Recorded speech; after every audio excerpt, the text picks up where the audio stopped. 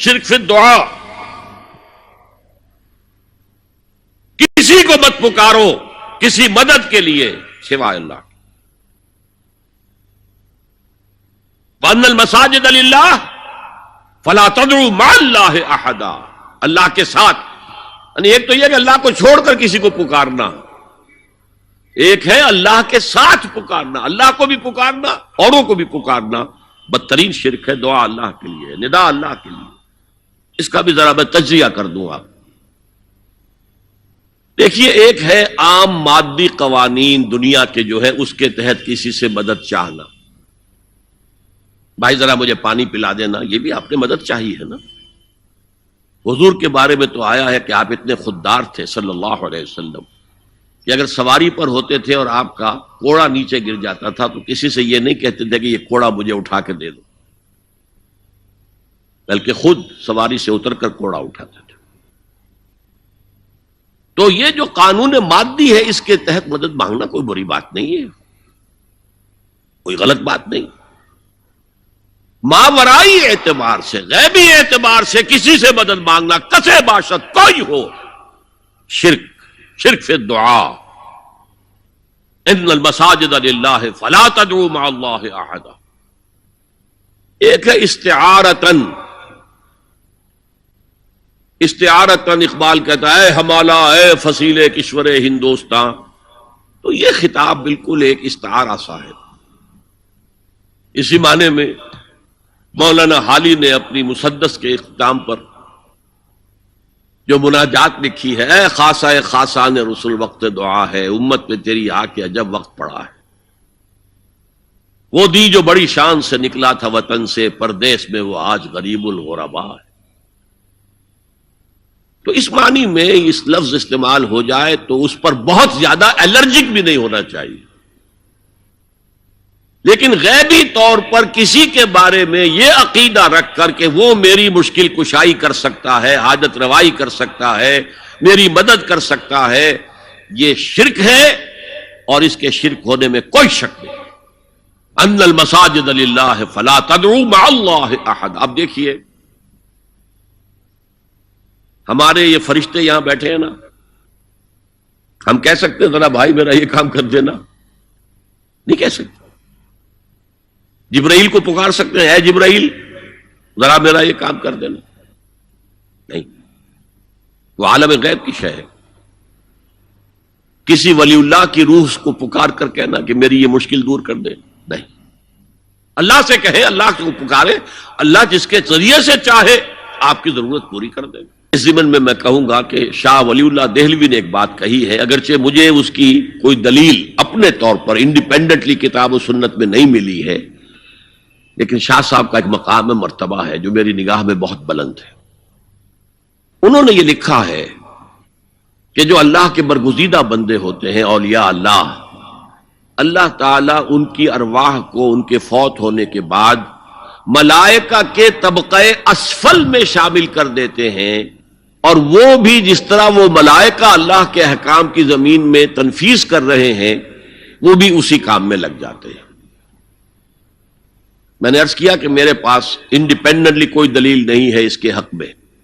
لیکن شاہ صاحب کا فرمانا خود میرے لیے ایک درجے میں دلیل ہے۔ لیکن یہاں ایک تو یہ نوٹ کرنے کا، ملائکہ کا طبقہ اسفل، ملائکہ کا سب سے نچلا طبقہ، اور اللہ کے حکم کی تنفیذ کرتے تو فرشتے کر رہے ہیں، وہ بھی ہوں، ہمیں اس سے کیا غرض ہے؟ ہم نہ فرشتے کو پکار سکتے ہیں اور نہ کسی ولی اللہ کو پکار سکتے۔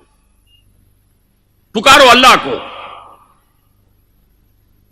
قال ربکم ادعونی استجب لکم ان الذین یستکبرون عن عبادتی سیدخلون جہنم داخرین۔ تمہارا رب کہتا ہے مجھے پکارو، مجھ سے مانگو، میں تمہیں دوں گا، تمہاری دعا سنوں گا، قبول کروں گا، اور جو بربنائے تکبر مجھ سے نہیں مانگتے وہ جہنم میں داخل ہوں گے ذلیل و خوار ہو کر۔ حضور نے ایک بات مجھے متن یاد نہیں ہے، بہت پیاری فرمائی،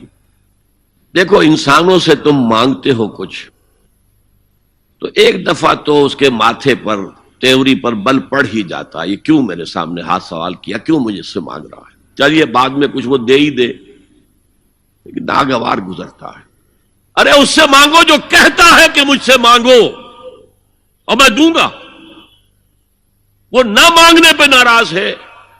اس سے نہیں مانگتے۔ رات کے آخری ساعتوں میں، یا جسے آپ کہتے ہیں the small hours of the morning, حدیث میں آتا اللہ نزول اجلال فرماتے، جس کو ہم نہیں جانتے کیسے نزول ہوتا ہے، ذات باری تعالیٰ اور اس کے متعلقات کے بارے میں جو بات آ گئی قرآن میں حدیث میں وہ ہم مانتے ہیں، کیسا یہ ہم نہیں جانتے، اس کا ہاتھ ہے کیسا ہے ہم نہیں جانتے، اس کا چہرہ ہے کیسا ہے ہم نہیں جانتے، اس کی ساق ہے، اس کی پنڈلی ہے کیسی ہم نہیں جانتے، وہ سنتا ہے کیسے سنتا ہے ہم نہیں جانتے، کیا اس کے کان ہیں، کیا اسے بھی ساؤنڈ ویوز کی ضرورت ہے سننے کے لیے، وہ دیکھتا ہے کیسے دیکھتا ہے ہم نہیں جانتے، وہ اترتا ہے کیسے اترتا ہے ہم نہیں جانتے، جو قرآن میں آ گیا حدیث میں آ گیا مان لیجئے بس،